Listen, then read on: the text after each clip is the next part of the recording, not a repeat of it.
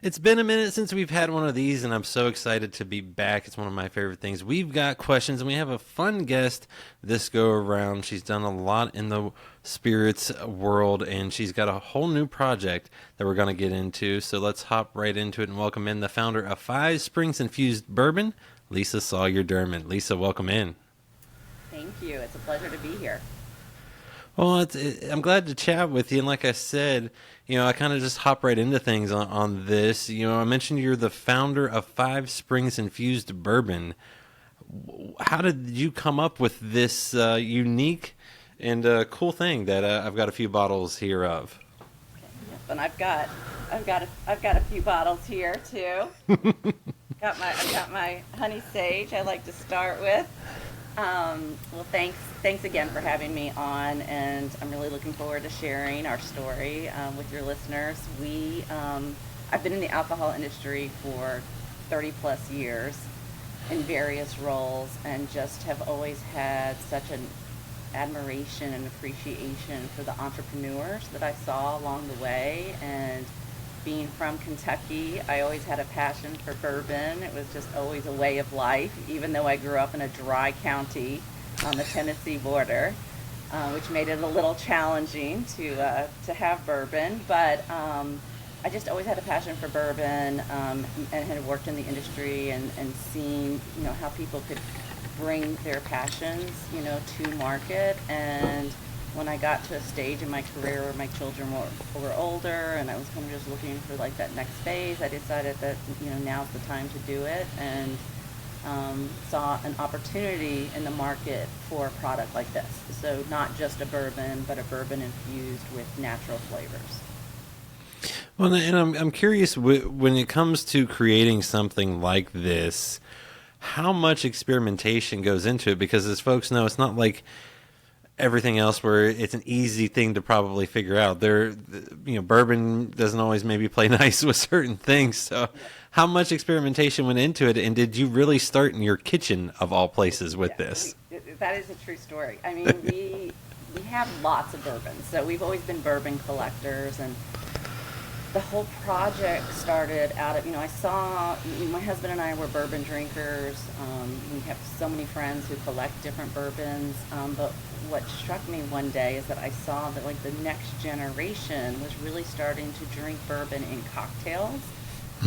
We have 3 children that are in their late 20s, and I started seeing them ordering honey sage, or not honey sage, but paper planes and old fashions. And so it was really more of a, wow, this is exciting to see this next generation of bourbon drinkers and using it in cocktails. And it really just started from us playing at home just to make great bourbon cocktails. And then it was like, it would be really great if we added a little honey, if we added a little sage, if we did something with the blood orange. And it just happened that when we started doing this, blood orange was in season. So it was, in the kitchen, how much of this, how many sage leaves, different types of maple. Then we started to see that the different types of bourbons really influenced the flavor profile. And since we are bourbon fans, it's like it was important for us that we were creating something. And again, this was really just for our own benefit, in terms of cocktails. We were creating something that tasted more bourbon forward. And after almost 9 months of kind of playing around with it and sharing drinks, when people would come over and, do you like this or do you not like that, we settled on a high rye mash bill. And we did try many different mash bills, but the high rye balanced with some of these flavors that we were playing with. And there were several. We selected 3 ultimately, but we went through, at least 10 different iterations, of things that we liked, or things that we happened to have in the cabinet. So it really was just a fun project. And then once we started sampling our friends and family on it, we were like, oh wait, this is something that we haven't necessarily seen that's on the market that could help make easy bourbon cocktails, but that would also kind of elevate some of the traditional bourbon cocktails. I was gonna say, just the fact that you're talking about a mash bill with an infused bourbon, like you said, I don't feel like you hear so many people talking to those levels of how, because the bourbon itself can have its own kind of flavor, so that plays off of different things. Anyone can kind of throw in some ingredients and come out with something, but you guys did put a lot of thought into how everything would balance. Yes, yes, we did, and I was surprised that when it came out with the high rye, I wasn't thinking that spiciness. I was afraid that was going to overpower. How was it going to complement? But we feel like it really works, and I hope that when consumers try it, they feel the same way. Well, and like you said, you ended up on three. We have the for those that are watching, the blood orange. You mentioned you've got the honey sage that you've got as well. Yep, there we go. And last but not least is a vanilla maple. So at the end of the day, how did these three, get to be the winners, so to speak? So the three winning cocktails, after playing around with this over the summer and into the fall, wound up being a vanilla maple espresso martini. So it just became a natural fit. We were doing the espresso martini. We started out with vanilla, then we switched to maple, then we had a little, and just the vanilla maple combination with the espresso was just the perfect balance. For blood orange, everyone wanted an old fashioned or a Manhattan. That's just a classic that everyone asks for, and it just became a natural, and almost like blood orange is kind of what started the whole thing, because blood orange was in season when we were doing it. So we knew that we needed to have like a simple old fashioned, but also this idea of being able to elevate it if you wanted to actually keep all the traditional elements, but have something, a great base to work with.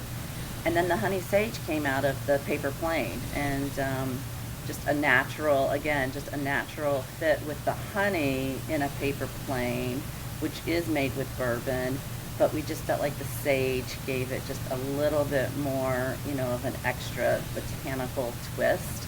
And also, we saw that there were a lot of trends in the markets with vodkas and with tequilas. If you look at the evolution of where flavored tequila has come from. I mean, I worked at Proximo when 1800 released their coconut tequila, and that was like, oh my God, like coconut tequila. And then you look at what 21 Seeds is doing now, where they're actually using like a Blanco tequila and they're infusing it with these natural flavors. So, I definitely felt like the consumer was looking for more of like not too sweet, more natural flavors, interested in the botanicals, and that would be one area that I think we'd like to experiment with a little bit more. Well, and I find it also unique too that you guys, you come in at that 35% ABV, that 70 proof as well. I'm guessing that was, if you were looking at a high rye mash bill at the end of the day, I'm guessing there was thoughts on the proof level as well. Yeah, it was, and it was, it's heat when it comes out. I mean, we're starting with barrel strength bourbon, so it's coming out at like somewhere between 118 and 120 proof. So that rye, the heat, and then we're proofing it with Kentucky water and the sage. But it was, we looked at 80. We went down to 60. We looked at 80. 70 seemed to be the sweet spot to complement cocktails, but then also have enough of the bourbon heat, just a little bit, so that you can drink it neater on the rocks.